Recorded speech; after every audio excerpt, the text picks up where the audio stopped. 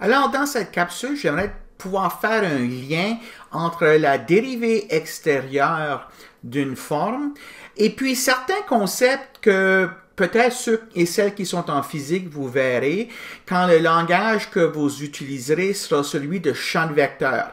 Alors, qu'est-ce qui correspond à une dérivée extérieure lorsque vous êtes en train de considérer des champs de vecteurs? Alors, c'est ce qu'on va explorer dans cette capsule.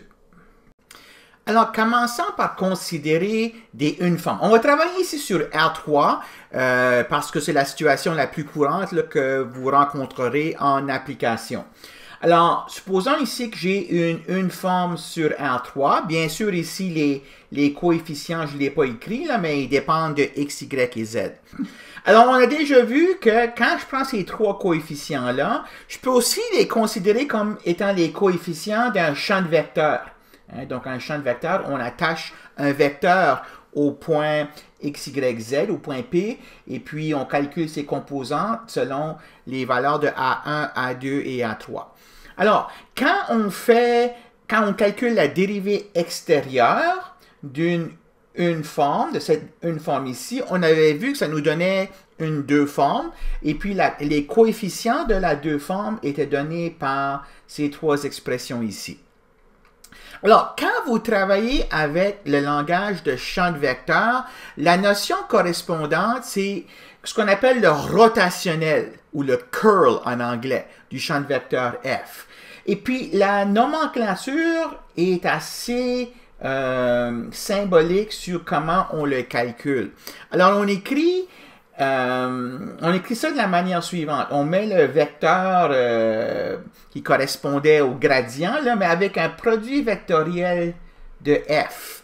Et puis ça, c'est écrit de même pour illustrer comment on le calcule.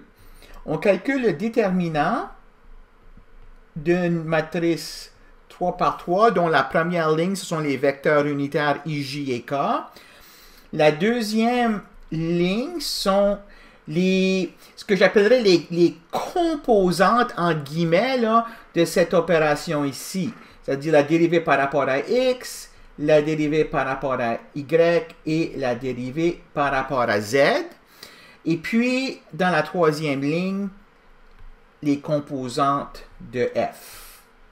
OK? Donc, c'est juste symbolique, ceci, là, pour vous donner une idée comment on calcule la formule. Mais donc, quand on calcule le déterminant, si on développe selon la première ligne, alors je prends le I ici, je le mets là, et puis ensuite, ce que je fais, c'est je bloque la ligne et la colonne, puis je regarde le déterminant de cette matrice ici, mais au lieu de faire des multiplications, j'applique la dérivée par rapport à Y à A3, moins j'applique la dérivée par rapport à Z sur A2. Alors, si on écrit ça, j'ai donc dA3 dy moins dA2 dz. Ensuite, je mets un moins j, parce qu'on fait quoi? On fait plus, moins, plus quand on développe le déterminant. Donc, moins j, je bloque cette ligne et cette colonne. Et puis maintenant, je regarde ddx sur A3 moins ddz sur A1. dA3 sur dx moins dA1 sur dz. Et enfin, le troisième terme, plus k. Donc, je bloque cette ligne et cette colonne et j'applique ddx à A2 moins ddy à A1. dA2 dx moins dA1 dy. Alors, quand je regarde ceci, c'est exactement la même chose que j'ai ici, qui multiplie dy dz. Quand je regarde ceci, ben, il y a un signe négatif, mais le signe négatif ici, là, il est compensé par le moins qu'en avant. Alors, je peux mettre ça un plus ici, puis permuter ces deux termes-là, puis j'obtiendrai ceci. Puis enfin, celui-là, c'est exactement comme ceci. OK? Donc, le concept qui correspond à la dérivée extérieure d'une forme, c'est ce qu'on appelle le rotationnel d'un champ de vecteurs. Okay? Et puis, d'autres notations que vous verrez, c'est rotationnel de f. Vous verrez aussi en anglais curl de f. Alors, je laisserai le soin à vos profs de physique de vous expliquer la signification physique de ce que ça peut représenter, le curl d'un champ de vecteur, sauf que pour ici, c'est juste dire que voilà la correspondance, là, en sachant qu'il y a une dualité entre une forme et champ de vecteur, ben voici la correspondance entre la dérivée extérieure et le rotationnel. Maintenant, regardons les deux formes.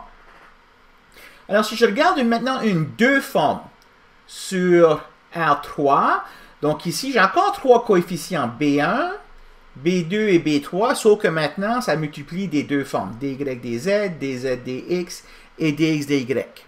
Mais parce que j'ai trois coefficients ici, je peux aussi considérer un champ de vecteur qui aurait ces mêmes trois composantes-là. OK? Donc, donc à une forme, il correspond à un champ de vecteur, mais aussi à une deux formes sur R3. Il peut correspondre à un champ de vecteur. OK? Et puis, pour une deux formes, on avait vu que la dérivée extérieure, c'est la trois formes suivantes, dont le coefficient scalaire en avant est donné par cette expression ici. Donc, l'expression correspondante sur le champ de vecteur, c'est ce qu'on appelle la divergence de f. Puis ici aussi, j'utilise une notation qui est symbolique sur comment je le calcule. Je traite le vecteur, on appelle ça le vecteur nabla. Je traite le vecteur nabla comme si c'était le vecteur symbolique d par dx i plus d par dy j plus d par dz k. Puis je fais le produit scalaire avec b1 i plus b2 j plus b3 k.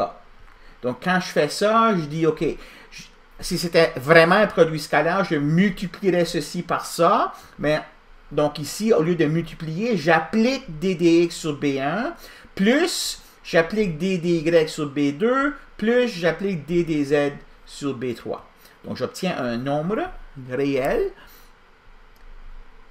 db1 sur dx, plus db2 sur dy, plus db3 sur dz. Alors j'obtiens ce nombre réel ici, qui correspond au coefficient de cette trois formes-là.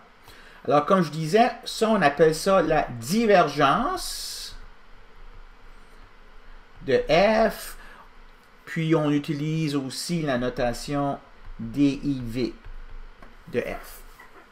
Encore une fois, je laisserai le soin à vos profs de physique de vous expliquer c'est quoi la signification géométrique de ce qu'est la divergence. OK, donc juste pour terminer ici, je vais faire un exemple simple. Supposons que je vous donne ce champ de vecteur ici, puis je vous demande de calculer sa divergence, mais sachez que la divergence, on va utiliser cette formule ici. Alors, je vais prendre la dérivée par rapport à x de 2xy carré, plus la dérivée par rapport à y de 3z, plus la dérivée par rapport à z de x moins y plus 2z. Alors, quand je fais ça, j'obtiens 2y carré pour le premier terme. Donc, la dérivée de ça par rapport à x, c'est 2y carré. La dérivée de 3z par rapport à y, c'est 0. Et la dérivée de ceci par rapport à z, c'est 2. Plus 2. OK. Ça veut donc dire ça que si je vous avais donné la deux formes suivantes, OK, et puis je vous avais demandé de calculer sa dérivée extérieure, bien, sa dérivée extérieure serait 2y carré plus 2 dx dy dz. OK, donc vous pouvez faire le calcul. Si maintenant, au lieu de calculer la divergence, je veux calculer le rotationnel de ce vecteur, de ce champ de vecteur ici, ben, je fais comme j'ai fait tout à l'heure, je fais l'expansion de la matrice 3 par 3 ddx, ddy, ddzz, et puis ici, je vais avoir 2xy carré, 3z et puis x moins y plus 2z. Alors, quand je fais ça, j'ai i et puis je bloque ça. Oups, je vais lui prendre ceci à la place. Je bloque ça. Je fais la dérivée par rapport à y de ceci qui est moins 1, moins la dérivée par rapport à z de 3z. Alors, c'est moins 1, moins 3. Moins j. Et ici, donc je bloque ça, ça. Je fais la dérivée par rapport à x de x moins y plus 2z, donc qui est 1, moins la dérivée par rapport à z de 2xy carré, qui est 0. Alors, ça donne 1, moins 0, plus k, et puis, donc ici, je bloque ça et ça. Dérivé par rapport à x de 3z, c'est 0, moins dérivé par rapport à y de 2xy carré, c'est 4xy. Donc, j'ai 0, moins 4xy. Alors, quand j'écris tout ça, j'ai donc moins 4i, moins j, moins 4xyk. Hein? Donc, ça, maintenant, c'est un vecteur. Ça veut donc dire que si j'avais pris la une forme suivante, okay? Donc la une forme qui a les mêmes coefficients que f, alors sa dérivée extérieure, ce serait une deux forme dont les coefficients en avant de dy, dz, dz, dx et dx, dy seraient respectivement moins 4, moins 1 et moins 4xy. Alors j'ai moins 4, dy, dz, moins 1, dz, dx, moins 4xy, dx, dy. OK, alors voilà, si on veut, là, un peu le lien entre langage utilisant des coformes, puis langage utilisant les champs de vecteurs. OK, donc il y a une traduction là, qui se fait entre ces deux langages-là via dérivée extérieure qui correspond soit au rotationnel ou aux divergences, dépendant si on parle d'une forme ou une deux formes.